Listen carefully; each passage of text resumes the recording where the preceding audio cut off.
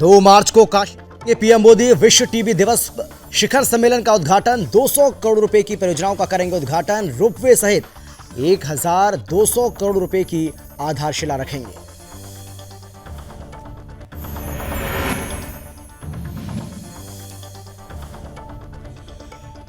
हिमाचल विधानसभा ने विपक्ष ने सरकार पर खड़े किए सवाल। विधानसभा में गूंजा कांगड़ा एयरपोर्ट का मुद्दा। विपक्ष ने एयरपोर्ट के सामाजिक प्रभाव के बारे में पूछा। सीएम ने कहा पर्यटन के लिए एयरपोर्ट महत्वपूर्ण।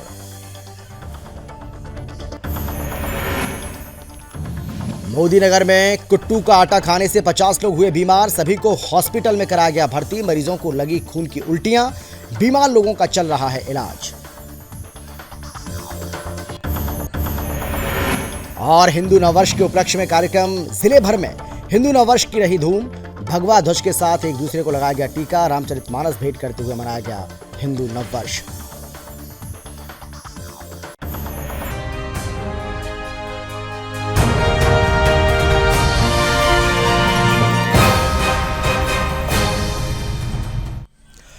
नमस्कार, आप देख रहे हैं सुदर्शन न्यूज और मैं हूं आपके साथ अमित शर्मा। शाम के 5 बज चुके हैं और वक्त है आपका राज्य आपकी खबर का, जिसमें सबसे पहले हम बात करेंगे हिमाचल की। हिमाचल विधानसभा में प्रश्नकाल के दौरान सदन में कांगड़ा एयरपोर्ट के विस्तारीकरण का मुद्दा गूंजा।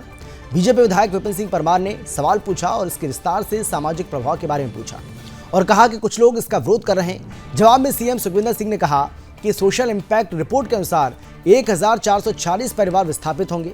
वहीं अप्रैल माह में इस रिपोर्ट पर सुनवाई होनी है और पर्यटन के लिहाज से भी यह रिपोर्ट महत्वपूर्ण है। सामरिक दृष्टि से हवाई अड्डे का विस्तार अहम है। तो वहीं बीजेपी विधायक पवन काजल ने कहा कि इसके विस्तारीकरण से कई तरह का प्रभाव पड़ेगा। कृषि योग्य उपजाऊ भूमि कम हो जाएगी। सिंचाई की व्यवस्था पर प्रभाव पड़ेगा। बाजार पर आर्थिक रूप से भी प्रभाव पड़ेगा और इससे प्रदूषण की समस्या भी बढ़ेगी। इस विस्तारीकरण की फिर से सरकार समीक्षा करे। सीएम ने कहा कि 14 में से 10 गांव के लोगों ने इसके लिए हामी भरी है। विस्थापितों को उचित मुआवजा दिया जाएगा। विस्थापितों के पुनर्वास के लिए नई योजना लाई जाएगी और सरकार किसी गरीब के घर को उजड़ने नहीं देगी।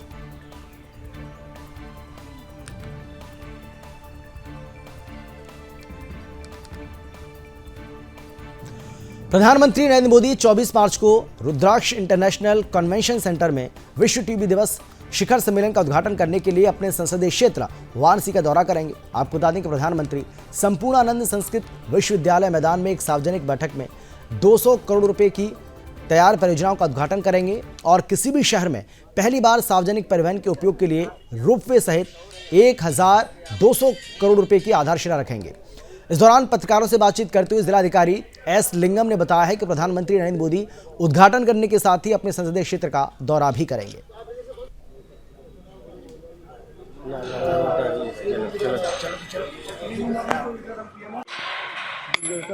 माननीय प्रधानमंत्री जी का 24 तारीख को जो आगमन है और सबसे पहले वो वर्ल्ड टीबी बोर्ड की जो बैठक है और भारत द्वारा एक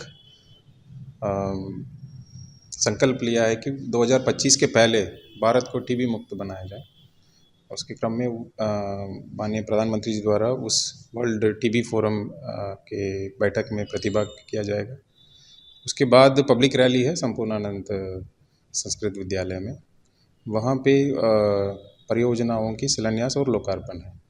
तो ये लगभग 1600 करोड़ की परियोजनाओं का शिलान्यास है और करीब 190 करोड़ के आसपास के परियोजनाओं के लोकार्पण है।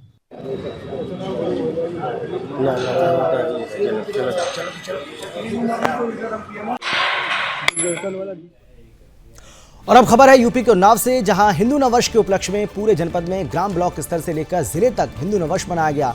आपको बता दें कि राष्ट्रीय स्वयंसेवक संघ के जिला प्रचारक, विश्व हिंदू परिषद के प्रांतीय मंत्री और हिंदू जागरण मंच के प्रांतीय मंत्री प्रभारी के आह्वान पर पूरे जनपद में हजारों की संख्या में भगवा ध्वज के साथ एक दूसरे को टीका लगाकर रामचरितमानस भेंट करते हुए हिंदुओं ने अपना नववर्ष मनाया।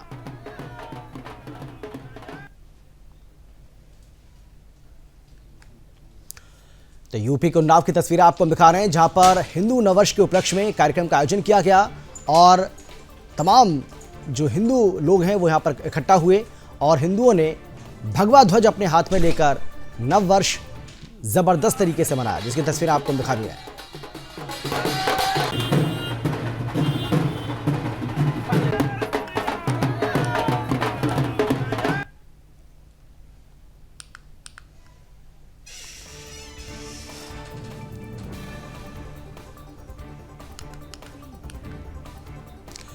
और अब बात करेंगे यूपी के बिजनौर की। यूपी के बिजनौर में हिंदू नववर्ष पर हिंदू समाज के सामाजिक कार्यकर्ताओं ने घर घर भगवा रंग का झंडा लगाकर नववर्ष की शुभकामनाएं दी और पूरी प्रसन्नता हर्षोल्लास के साथ हिंदू नववर्ष को मनाया।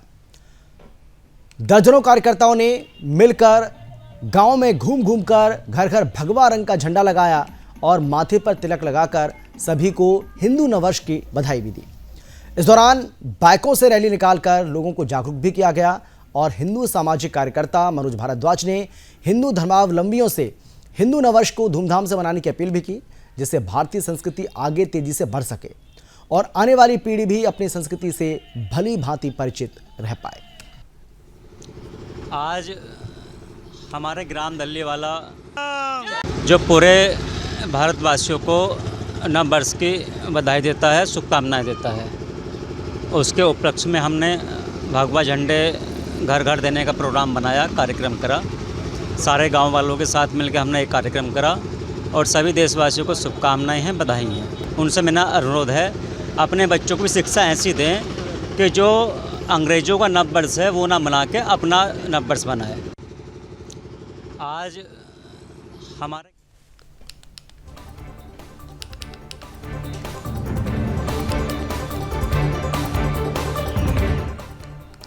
खबर है यूपी के चंदौली से, जहां सैयद राजा कस्बा के रामलीला मैदान में निषाद पार्टी की जनसभा हुई और इसमें पार्टी के राष्ट्रीय अध्यक्ष और प्रदेश सरकार ने कैबिनेट मंत्री संजय निषाद ने कार्यकर्ताओं को संबोधित किया। उन्होंने पार्टी के संगठनात्मक ढांचे का हर बूथ को मजबूत करने का आह्वान भी किया। एक सवाल के जवाब में उन्होंने कहा कि सरकारी खर्च पर रामचरितमानस का पाठ कराना उचित है। इसके पहले नवीन मंडी स्थित निर्माणाधीन 18 मॉडल मत्स्य मंडी का निरीक्षण भी किया, जहां उन्होंने कार्यदायी संस्था के अफसरों और सहायक निदेशक के निर्माण कार्यों की जानकारी ली। आगे क्या कुछ कहा आप खुद सुन लीजिए। समाजवादी पार्टी से पूछा जाए उत्तर प्रदेश की जनता ने जिसे नकार दिया हो 2014 से 2017, 2019, 2022 लगातार 2024 वैसे ही खत्म है। निश्चित रूप से तो वहाँ की क्या है क्या नहीं और उसका जवाब दे सकते हैं। और उनका झगड़ा क्या उनके घर का सबसे बड़ा घर तो हमारा भारतीय जनता पार्टी का पूरा देश है, समाज है, हर जाति हर धर्म हर वर्ग के लोग हमारे घर, हमारा घर यही हम लोगों का। PW उनका घर क्या है। खबर यूपी के मथुरा से है, जहां कलेक्ट्रेट परिसर में कंप्यूटर सेंटर CCC खोला गया और इस सेंटर का जिलाधिकारी ने फीता काटकर उद्घाटन किया। 14 हाईटेक तकनीक से लैस कंप्यूटर के साथ ही हाई स्पीड इंटरनेट और प्रिंटर से सुसज्जित किया गया, यानी कि उससे भी इसको सुसज्जित किया गया। दरअसल कंप्यूटर सेंटर का उद्देश्य है जन सुनवाई का प्रभावी क्रियान्वयन करना और मुख्यमंत्री शासन जनपद स्तर पर प्राप्त शिकायतों के प्रभावी और गुणवत्तापूर्ण निस्तारण का कार्य किया जाएगा। सेंटर में डाटा फीडिंग, समय समय पर शासन स्तर से प्राप्त होने वाले निर्देशों के अंतर्गत जनपद और तहसील स्तरों पर होने वाले डाटा फीडिंग के कार्य इस कलेक्ट्रेट कंप्यूटर सेंटर पर केंद्रीकृत रूप से किए जाएंगे।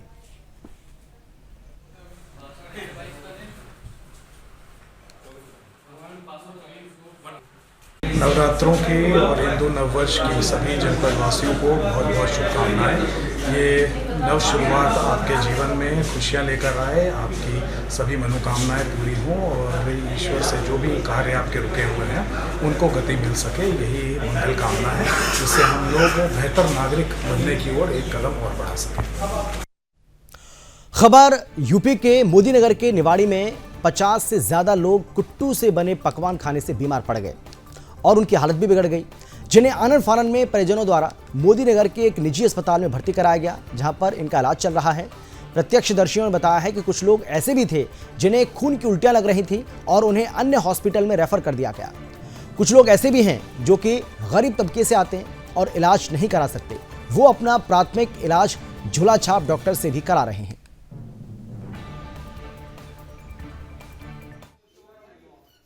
हमारे परिवार के 6 सदस्य हैं, जिसमें कि 3-4 बच्चे हैं, एक बड़े वाला भाई है और एक मेरी वाइफ है। हम डबाने के रहने वाले हैं जी। कम से कम 35 आदमी जीवन के हॉस्पिटल के अंदर है। मैं कहूँ तो आपको दिखा सकता हूँ सबको। 35 आदमी है। सभी, और खून की उल्टी रोड पे लगी हुई थी आदमियों को जो मरीज थे और चक्कर खा खा के गिरे थे। उन्हें यहाँ जब जगह नहीं है, इन्होंने भी बहुत मदद करी, जगह नहीं मिली, ये क्या करते, इन्होंने फिर रेफ़र कर दिए। ये कम से कम 10 गांव से हैं। एक सोंदा, डबाना, नंगला, सीकरी, शेरपुर, ये और कुछ ऐसे हैं जो मेरी नज़रों में नहीं है, न गाँव के नाम याद नहीं है, पर मरीज है, सबके मरीज दिवा दो मोदने का। हाँ हाँ, यहाँ पे है कुछ हमारे गांव डबाने में ऐसे मरीज हैं जिनके पैसों की समस्या से वे अस्पताल में नहीं जाने पाए और वे वहीं बेचारे अपना इलाज नहीं कुछ बस।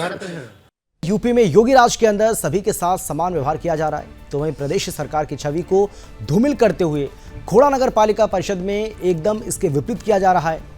आपको ये भी बता दें कि खोड़ा नगर पालिका आम आदमी के भवन के निर्माण को नगर पालिका नियमावली का हवाला देकर निर्माण कार्य को रुकवा देती है और निर्माण न रुके तो उन पर मुकदमा भी दर्ज कराने से गुरेज नहीं करती। लेकिन अमीर और रसूखदार बिल्डरों के मकानों पर नगर पालिका कोई रोक नहीं लगा पा रही है।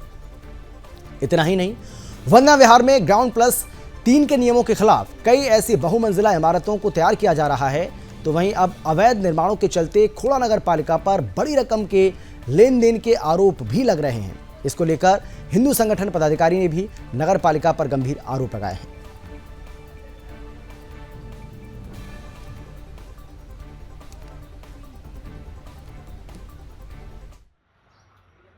बिल्कुल, आप देख रहे होंगे पीछे ही मंदिर, ये 4 मंजिल बना, इसको रोक दिया इन्होंने नगर पालिका ने। जब से यहाँ पे चेयरमैन हटे हैं, चेयरमैन साहब की पावर हटी है, तब से यहाँ पे अवैध अपनी मर्जी से काम हो रहा है। आप देखो, जहाँ पे निर्माण नहीं होना चाहिए वहाँ निर्माण हो रहा है। जो गरीब आदमी है, जो बेचारे 25 गज में अपना एक कमरा और बनाना चाहते हैं, ऊपर नहीं बनाना। अभी मैंने कविता पैलेस के पास आपको दिखाया, उन्होंने पीछे 2 कमरे बनाए, उसके 2 कमरों पे रोक लगा दी। लेकिन आप बिल्डर देखो, जैसे अफजल को देख लो, 33 नंबर वार्ड के अफजल को, उसने लगभग नहीं तो 10 से 15 बहुमंजिला इमारतें बनाई हैं। कैसे बना ली? अगर इन गरीबों पर रोक लग रहा है तो उन पर क्यों नहीं रोक लग रहा है? देखिए, जब तक मैं नगर पालिका अध्यक्ष रही, G+3 हम लोगों ने पास किया था और जैसा कि देख सकते हैं क्षेत्र में इस प्रकार की अगर कोई अवैध तरीके से निर्माण कर रहा था तो उस पर कार्रवाई की गई। लेकिन जो आमजन है, जिनके छोटे छोटे प्लॉट है, गरीब जनता है, उस पर हमने जो सीमित कार्रवाई थी वही करी। लेकिन जो बड़े बड़े बिल्डर्स हैं उन पर हमने पूरी रोक लगाई है। खबर है यूपी के प्रयागराज से, जहां जनवा सिलिका सैंड माइंस में काम करने वाले गरीब मजदूर बड़े बुजुर्गों से लेकर छोटे बच्चों तक काम करते हैं। उनका जीवन जीने के लिए पानी की अहम भूमिका भी होती है। आपको बता दें कि तपती धूप में 1 किलोमीटर के एरिया में जंग रहित पानी नल से मिल रहा है। और अगर खदान में काम करने वाले मजदूरों को रहने के लिए छत की बात करें तो झुग्गी झोंपड़ी तान कर रहना पड़ता है। पत्थरों के बीच में चाहे जहरीले जानवरों का भय रहता है। ऐसे में श्रम विभाग के जिम्मेदार अधिकारी इन मजदूरों का श्रम विभाग में रजिस्ट्रेशन क्यों नहीं कराया गया, ये एक बड़ा सवाल अपने आप में है। तो वहीं देखना यह होगा कि स्थानीय प्रशासन और खनिज विभाग इस मामले पर क्या कार्रवाई करता है। अरे तकलीफ है पानी के रहने के लिए, जुंगी में मनई रहते हैं चढ़ाकर, पानी सानी को तकलीफ है, खदान उदान में काम करते हैं। पानी खदान का ही पीते हैं? खदाना के पीते हैं। और तो यहाँ हैंडपम्प की व्यवस्था है, सांस्कृतिक की व्यवस्था भी है। यहाँ कहाँ है? तख्ताई में है, वहीं जाते हैं। ऊपरी असम के डिब्रूगढ़ में हिंदू नववर्ष और चैत्र नवरात्रि के उपलक्ष्य में महाआरती का आयोजन किया गया। इस कार्यक्रम में 101 दीपों से भव्य महाआरती की गई। आपको बता दें कि हिंदू नववर्ष ऊपरी असम के डिब्रूगढ़ में भी हर्षोल्लास के साथ मनाया गया। चैत्र शुक्ल प्रतिपदा संवत 2080 को हिंदू नववर्ष मनाया जा रहा है। ये नववर्ष मनाने की परंपरा महाराजा विक्रमादित्य के स्थापना के समय से शुरू हुई थी। वहीं इसे हिंदू साम्राज्य दिवस के रूप में भी मनाया जाता है। ऐसे में हिंदू नववर्ष के अवसर पर डिब्रूगढ़ के महालया रोड पर स्थित प्राचीन मंदिर रानी सती मंदिर में 101 दीपों के साथ भव्य महाआरती की गई। मंदिर परिसर में भारी संख्या में उत्साह के साथ महिला और पुरुषों ने हाथों में दीप लेकर महाआरती में भाग लिया।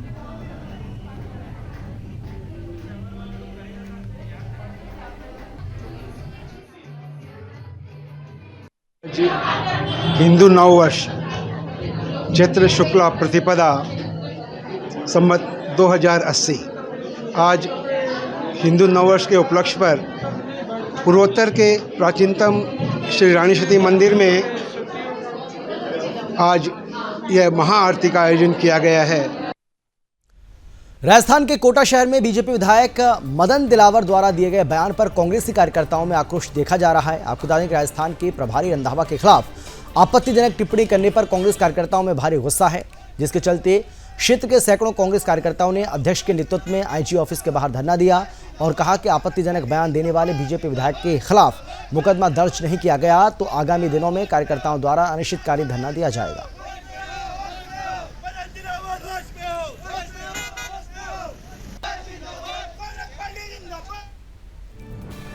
बिहार के दरभंगा में लगातार एक के बाद एक आपराधिक घटना हो रही है, जहां मंगलवार की देर शाम दरभंगा समस्तीपुर रोड के रक्षी पुल के पास एक स्वर्ण व्यवसायी लोकेश कुमार को अपराधियों ने न सिर्फ गोली मारी बल्कि अपराधी लोकेश कुमार के बाइक को भी लूटकर भाग निकले। तो वहीं घायल को आनन फानन में दरभंगा DMCH अस्पताल लाया गया, जहां उसका इलाज किया जा रहा है।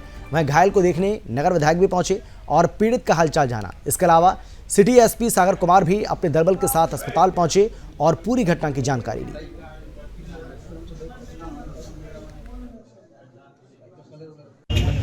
प्रसिद्ध अधिवक्ता है शहर के कामेश्वर प्रसाद जी बेलवागंज उन्हीं का पुत्र दुकान बंद करके आ रहा था और गोली मारा। 3 आदमी मिलकर संजोग से जान बच गया, खतरे से खाली है। अपराधियों का प्रशासन से भय समाप्त हो गया। उसी से बंद करके आ रहा था। रक्षी पुल के आसपास कुछ अज्ञात व्यक्ति मोटरसाइकिल से दुकान से जो बंद करके सामान, चाबी, झोला, गल्ला का जो पैसा था वो सब लेकर आ रहा था। मोटर बाइक से 2 बाइक से आया है, उसको बंदूक से 2-4 फायरिंग किया। एक बंदूक गोली उसके शोल्डर में, दाहिने बगल के शोल्डर में लगा है, जिससे वो मूर्छित होकर गिर गया। उसके बाद बैग, दुकान की चाबी और गाड़ी तीनों लेके भाग गया है। थाना क्षेत्र अंतर्गत रक्षी पुल के पास एक स्वर्ण व्यवसायी के साथ जो है गोली मारकर और उनके पास जो सामान था 25,000 के करीब का जो उनके पास जेवर था उसको लूटा गया है। अभी फिलहाल वो इलाजरत है। हम लोग उनसे पूछताछ कर रहे हैं और वो अभी खतरे से बाहर है। हिंदू नववर्ष गुड़ी पड़वा के पावन पर्व पर संस्था एक संकल्प पीथमपुर द्वारा संकल्प यात्रा का आयोजन किया गया। आपको बता दें कि धार भोजशाला में मां वाग देवी जी की प्रतिमा स्थापित करने और भोजशाला को अतिक्रमण मुक्त करने के उद्देश्य से पीथमपुर शिवाजी गार्डन से धार भोजशाला तक संकल्प यात्रा निकाली गई। उसके बाद बरदरी में स्थित गौशाला में 51 फीट का भगवा ध्वज फहराया गया। वहीं यात्रा पीथमपुर के कई मार्गों से होते हुए धार भोजशाला पहुंची। भोजशाला समिति द्वारा संकल्प यात्रा के समस्त सदस्यों का मां वाग देवी का छाया चित्र का सम्मान किया गया।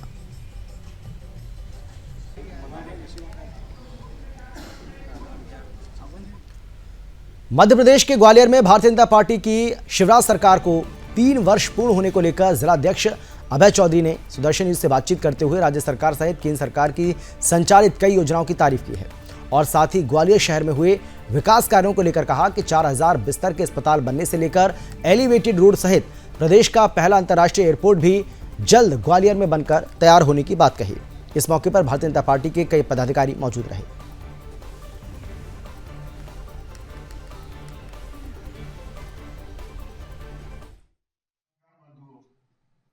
3 वर्ष में जो भारतीय जनता पार्टी ने काम किए हैं, हम जनता के बीच में और पहुंचा रहे हैं, जनता से पूछ रहे हैं, कोई कमी अगर उन काम में है तो उसको दूर कर रहे हैं।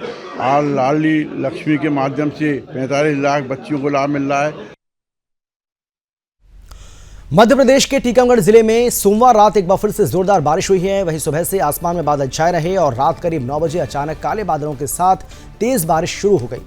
इस दौरान तेज हवाएं चलने से खेतों में खड़ी गेहूं की फसल पूरी तरह से प्रभावित हुई। बारिश की वजह से बड़े पैमाने पर किसानों को नुकसान हुआ है, जिसके चलते देर रात विधायक ने SDM के साथ किसानों के खेतों में जाकर फसलों का जायजा लिया। आपको बता दें कि जतारा विधानसभा समेत समूचे टीकमगढ़ जिले में बीते अगस्त, सितंबर और अक्टूबर के मध्य हुई ओलावृष्टि में पूर्ण रूप से मूंग, उड़द और तिली आदि की फसलें पूर्णतः नष्ट हो गईं। विधायक ने कहा कि जल्दी नष्ट हुई फसलों का सर्वे कराकर मुख्यमंत्री को अवगत कराएंगे और मौसम की मार से खराब हुई फसलों का जल्द मुआवजा भी दिलाया जाएगा। आज टीकमगढ़ जिले सहित टीकमगढ़ विधानसभा में तेज बारिश और ओलावृष्टि होने के कारण हमारी टीकमगढ़ विधानसभा के किसानों की बहुत फसलें नष्ट हो गई हैं। आज जहां ओला पाला हुआ है, जहाँ तेज बारिश हुई है जिससे फसलें नष्ट हो गई हैं। और इसी के साथ इस बुलेटिन में फिलहाल इतना ही, लेकिन देश और दुनिया की बाकी खबरों के लिए आप देखते रहिए सुदर्शन न्यूज़। नमस्कार।